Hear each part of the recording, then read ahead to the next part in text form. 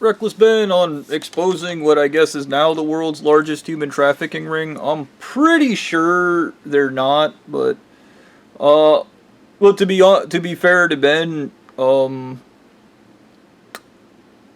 every human trafficking ring I know is a human trafficking ring became a lie when these guys poisoned me with heavy metal till I was retarded and got me to sign a perjury. So, there's that.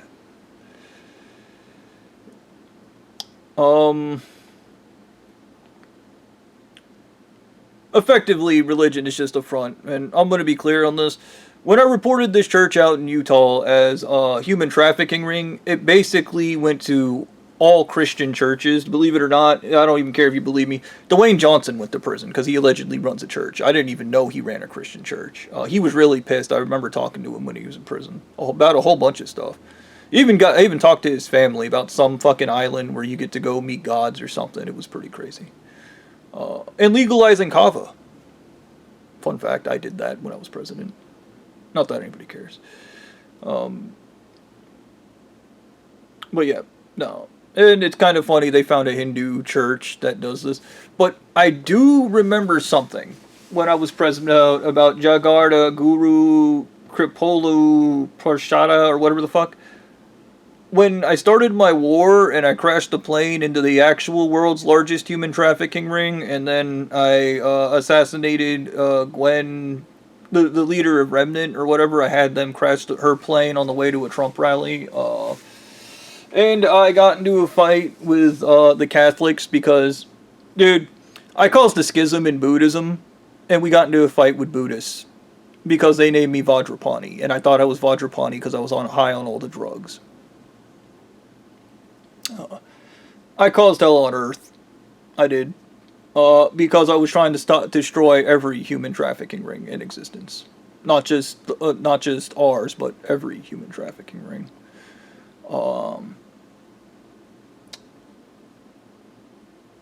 And this guy, I think I let them slip because they weren't classified as a real religion, and then the FBI said they're trying to illegally classify them as a cult because they don't actually fit all the criteria for a legal cult. Fun fact. And due to the separation of church and state, they can do whatever they want. I think it was Reckless Ben I was talking to because it was somebody that was milking me for information. I was high on drugs when I was talking to them. And I was in that Ingalls place that doesn't exist, wherever the fuck they took me. Ingalls Mick doesn't exist. And they were asking me about how I would handle the whole separation of church and state, and how the separation of church and states protect religion and cults from being tried as human trafficking rings. Yeah. And I said, I would just go to the people. I was like, if I was like a major YouTuber like Mr. Beast or something, I would just tell the people, hey, this is what's going on. And I was like, because you would create the narrative before you even went to court. And then everybody would already know you're right. This is what happened with the OJ trial. The OJ trial was ran as a reality TV, which is exactly what courts don't like to admit. That if you can have a high-profile case that involves everybody, and this also involves anybody recently, like Luigi Mangione, who shot and killed that CEO. If everybody in America is on Luigi Mangione's side, and they're like, that guy had it fucking coming, the likelihood of Luigi Mangione actually getting prosecuted is jack and shit. And this goes for anybody recently I may or may not have hired when I was president of the world, emperor of the universe, to murder people. This isn't a joke. Any of these people, if everybody on the planet was just like, no, we think they're innocent, the judge would lean to you because they don't want to start what's called incite a riot or vicious revolution because the people's champion was prosecuted. And right now, Reckless Ben is the people's champion, and you might be like, Bobby, aren't you jealous? Aren't you upset? Aren't you this? No. Because this is all good things. Yeah, it's not the original human trafficking ring I turned in. It's not any of the other shit, and it is it's small beans. It's small potatoes cult, okay? They're gonna amp it up and make it sound like it's the worst cult on the planet. The worst cult on the planet is fucking the mainstream churches. that are all over America. China doesn't have a human trafficking problem because China doesn't let religious crazies in their country. And if I had it my way, I'd pass a law that, like, fucking religious crazies can only meet in groups of 7 people, and they're only allowed to reproduce with 2 kids. They're not allowed to have more than 2 kids. For specific reasons, and no fucking doctor's offices and no police station is allowed to be completely taken over by a singular religious entity. There has to be an atheist or a Catholic or something else employed there. And if these people ever feel like they're being threatened or overwhelmed by another group's force, either surreptitiously and or directly, the church has to back off and leave the fucking police station or leave the hospital. They have to get fucking lost. That's how I would handle it, but that's just me. Like I said, you take these people's power from them by stopping them from gathering in large mobs. Yeah. So, where am I going with this? Reckless Ben says in 48 hours he's going to release the true evidence that he has against this guy. And I'm going to be clear on this. If you don't know, I inadvertently created Reckless Ben the same way I created a whole bunch of other really good things in this country. And now they're all being destroyed by the church because they hate me. And I'm just okay with that. One of the things I realized is... the Transformers movie, the Goodbye to a Generation or End of a Generation or whatever, is a conversation I had with Danielle McGinnis at Papa John's. I was like, the next generation replaces the old generation. I was like, finally the millennials are replacing the stupid fucking boomers. And then he was like, what about the Zoomers? And I was like, the Zoomers are with millennials on this. And he's like, what about the guys after them? And that's kind of what this is. It is Danielle McGinnis ripping up the entire millennial, I guess, nostalgia trend that's happening. So he can go ahead and replace us with his fascism and get back to boomering, because Danielle McGinnis is a boomer. He's an emotionally stunted man-child. And I mean, the only good side to this is the long conversation I had with Danielle about this, and basically him and his demented hatred of me and how he wants to destroy everything I did because I make him feel like shit because he fucked up. Like I said, I was the world's savior, and then he poisoned me with heavy metals till I was retarded, and then got me to sign a perjury, and then he got a bunch of people killed, and then said, this is your fault! Because as we know, that retard needs to be in charge of something. Once again, if it was me and I was anal eating mummy god, I'd be like, okay, you did all these stupid things, you fucked that guy, you're gonna go fix it. Like, penance, bitch. But that's something this church doesn't do, once again. One of the other most destructive wishes, outside of wishing every fucking church leader has to drink heavy metals until they go retarded and die, would be agency and accountability. Imagine, I wish for agency and accountability. They send somebody out here to abduct me and murder my ass out in the desert, and then that guy has to go, oh wait, I'm kidnapping Bobby. I'm going to go ahead and call the cops, turn myself in for attempted kidnapping, and then go to prison. And then the next guy they send out, it's like, oh, blah, blah, blah. And then every one of the church leader has to put themselves in prison for murder, and they're going to be like, well, we got Bobby to sign the perjury, so the murders I committed, they don't count anymore. That's real funny. You're going to go home and shoot your wife in the head, and then you're going to call the police and tell them you murdered your wife, and you want to go spend the next 90 years in prison. There you go. Problem solved. Agency and accountability. That's how you get rid of the bad people, brother. And that's just fucking every member of this church. Why do you hate us so much? Because of what you did.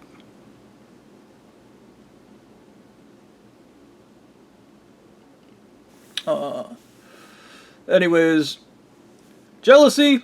You feel a little bit of it, but I'm not as emotionally retarded as I was when I was super retarded on heavy metals, but I'm also not okay. But on the other end of it, I don't care because I'm either screaming and talking to myself because of borderline electroneurosis from the heavy metal damage to my brain or whatever. I personally just don't care anymore. It's fucked. And good luck to Reckless Ben. They're not going to murder him because it's all rigged. He's not in any real danger. It's all fake. Okay? It's all reality TV now. And we all just got to watch the reality TV and watch how things play out like George Carlin watches reality. Like George Carlin said. George Carlin, the greatest comedian of all time. My brother told me he doesn't listen to Carlin anymore, but I don't know what's wrong with his brain. It's probably broken because he keeps talking like a fascist and then acting like he's not a fascist. So I think his brain might have some kind of brain damage. But I also don't care anymore. Once again, these people don't align with their values. They'll tell you I'm a socialist when they're a fascist. Okay, they lie about everything. Once again, having lost all agency, the stupid person will be capable of great evil and incapable of recognizing what they have done is true evil. Yeah, it's not going to be me, the guy that actually did something meaningful. It's going to be some dude that made a deal with the devil to win. But honestly, even my deal was a deal with the devil. And that's the truth. Is my deal was a deal with the devil. And so is Reckless Benz. And everybody else, as you know, I don't give a fuck if they're a famous YouTuber of some kind. They murdered 6 kids and 7 women to get that fame. And they've been living the good life ever since. And then screaming they're the victims in it. Like, whatever, man. I had this realization. I was erasing hypnotic programming in my brain. I've just gone like nuclear bomb, and I just use rapid eye movement to just remove all hypnotic bases. And it's kind of crazy because the hypnosis they use, using the LSD tetralet, they also use visuals. So you see a visualization of something, and then you hear what that thing is, and then you erase it, and then it's something else, something else. I ended up in this black space in my mind. And there was like this blinking light with a circuit like broken, kind of like Vanellope Von Sweets and Wreck-It Ralph. And I was looking at this thing. It was just floating there, disconnected. And I was like, I do what I do. I fix things. But then I had the realization, last time I told myself to feel my emotions, that didn't go so well for me. That was really stupid. So I was like, maybe I just leave this thing broken. And I was like, well, we can have a look at it. So I had a look at it. And then Alien Mummy God appeared, and I said, dear fucking God, why the fuck is your Nosferatu ass in my fucking dream? And then he was like, I was surprised that one was broken. I was like, no. And then he was like, no, what do you think it is? And I told him, I don't know. And he's like, you do know what it is. I was like, I don't know what it is. And then I said, you know what? I think it's desire. The need to actually want something in my life. Because the entire time I've been down here, I've been thinking about this and why I don't have drive and I don't efficate or actually try. And I brought up self-efficacy is my real problem. I realized this pretty early on, even when I was all fucked up and retarded. And I had a sudden flashback to when I was a kid and we were first moved to Georgia. I was about 5 years old. And I wanted to go to McDonald's because when I was a kid, and I was upset or sad or whatever, my mom would go and get McDonald's when I was like 2 or 3. So it would make sense that I would get comfort food and McDonald's when I was 5. And my mother, instead of being like, we're poor now and we can't afford McDonald's, got mad at me and yelled at me. I was like, because I said to her, you remember when we used to go to McDonald's and everything was good, and my mom snapped on me. Because what I was talking about is when my mom was married to my dad, and my little life was perfect because I was a little kid. And when you're a little kid, your parents keep you safe from all the trials and tribulations of things. My mother had no idea how to raise a kid on her own. So she immediately made her problems mine and my sister's problem. My sisters act like my mother only ganged up on her. She did it to me. I just fucking ignored it because I recognized it as immature. My sister fell for it, and that's why she got really fucked up about it. My mother immediately went on a thing about paying bills, not having money to go eat out, and doing a bunch of really stupid shit. And basically, it's your fault. But she didn't say it was your fault, but she alluded to it being my fault. And I learned from then on to never want anything and just settle for whatever the fuck I could get. And that's why that sign in my brain wasn't working. And Alien Mummy God was like, when I did that hypnotic drive, mind you, this is an altered dream state or whatever. He was like, when I did that hypnotic drive on you, and I saw your dreams, I thought they were dreams, but you described them as fantasies, and this is a distinction. Because these were things you fantasized about, but were never actually going to make an attempt at trying to get them, or even bring them into your reality. And I asked myself why, and I was like, did you see a long list of you people fucking up my life? And he was like, yes, Bobby, yes, I did. I saw it every fucking time. When you were a kid, you were trying to learn, we fucking poisoned you with heavy metals. When you were 3rd grade, 4th grade, 5th grade, we were poisoning you with heavy metals. Your fucking idiot friend Josh, you know your fucking stupid friend Taco, you go on about stupidities, he was fucking helping us the entire time. He was fucking you up. That was... Even him, and he's like, yeah. And he's like, you stupid fucking bitch of a cuddle buddy? He was like, she was fucking you up the entire time. We were all working against you. We were all keeping you out of your greatness. And then I saw your greatness. He's like, I looked at it. I saw your fucking church that helped people. I saw you building cars, and I got pissed. I was like, you held me in contempt. You held me in contempt like Stu held me in contempt. Like everyone held me in contempt because you just want to cause misery, fuck people up, and go, it's good for you because I'm a Delusional. And he said, yes. Well, thank you for being fucking honest. And your world makes sense. Doesn't matter.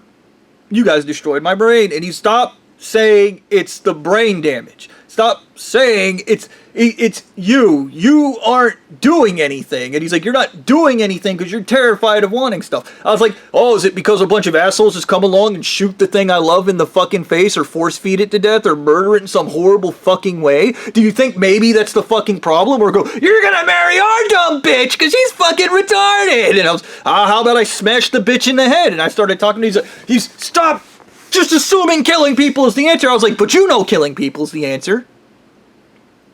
And he got crazy about it, and we got into a fight about murder and the ethics of murder and how, yes, I'm right. If I slaughtered every member of his church, if I killed every fucking religious person in existence, the world would move on to a golden era. But that's not a logical solution.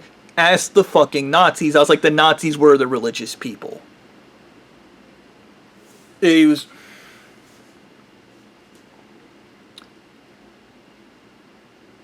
We shouldn't have done what we did to you. I was like, is that an apology? He's like, it's the closest thing I can give you to an apology. You're never going to get one. And I was, whatever.